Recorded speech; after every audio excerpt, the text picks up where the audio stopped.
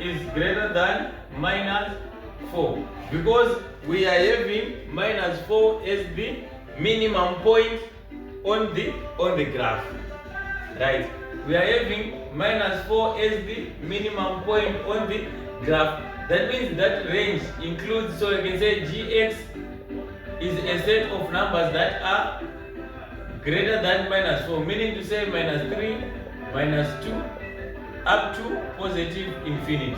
So our range, we can name it as g of x is greater than minus 4, or as this, it means the same thing, that g of x is greater than minus 4. It's one and the same thing when illustrating what it is about, that we call a range. So remember, we find the value of q to be 4, the value of a to be minus 1. So now we want to determine the length of CD. So how do we determine now the length of CD? How do we determine the length of CD? How do we determine the length of CD? So when you want to determine the length of CD, we set up a system of equation using points A and C. So now you want to use points A and C, where we can say A times minus 2 squared plus Q is equals to 0, and A times 1 squared plus Q is equals to 3, right? So 4 here, 2 times 2, or minus 2 to the power 2, so 4A plus Q is equals to 0.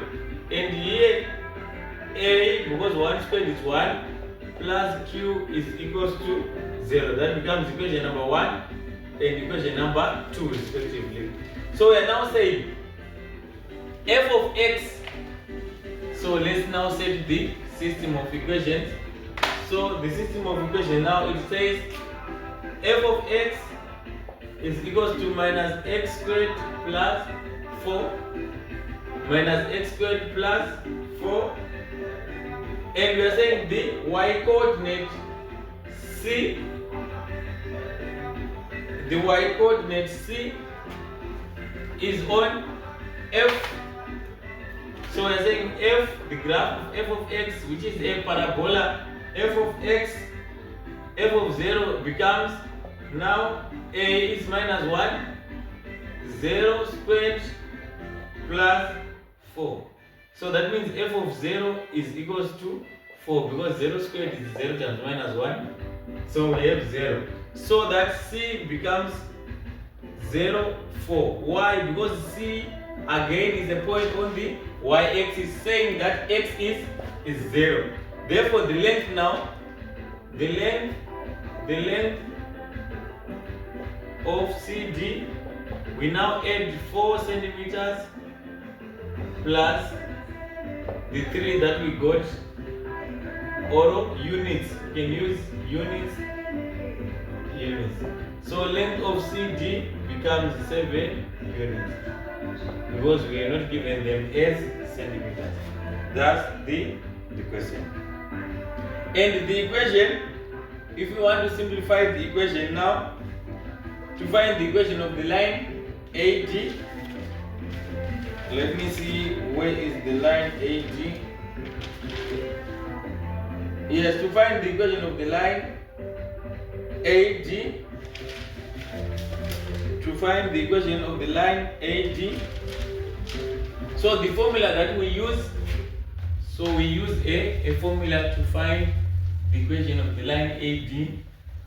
So the formula, it says y1 minus y. So this y is fixed on the equation. The y1 is the one that we are going to substitute with the value of y, is equals to, now we say m remember is the gradient, times x1, that one that we are going to replace with the values of x, and x is the one that is going to remain fixed. So the next step is to look for the gradient. We want to look for the gradient, or m, which is equals to change in y over change in x, where we are saying y2 minus y1 over x2 minus x1. So now we want to see the coordinates that we are using. So on x, remember we have a point, we say x is 0 minus 3 minus 0 over 0